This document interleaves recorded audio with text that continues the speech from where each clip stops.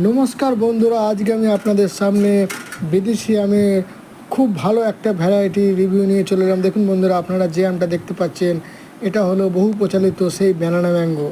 Banana mango বিদেশি আমের মধ্যে একটা শ্রেষ্ঠ আম, কেন স্বাদের দিক দিয়ে এই আমটা অসাধারণ।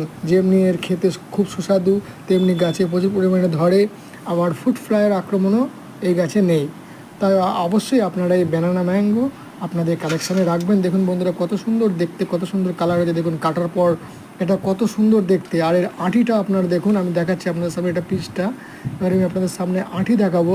এই আঁটিটা এতই পাতলা, একদম পাতলা এটিএম কার্ডের মতো। তাই অবশ্যই আপনারা এই ব্যানানা ম্যাঙ্গো একদম প্রচণ্ড রসালো একটা আম, খেতে খুব সুস্বাদু। আর এই আমটা প্রচুর পরিমাণে ধরে, বিদেশি আমের মধ্যে অন্যতম সেরা একটা আম। আমি আপনাদের সামনে এবার এটা খেয়ে বলবো যে কিরাম খেতে।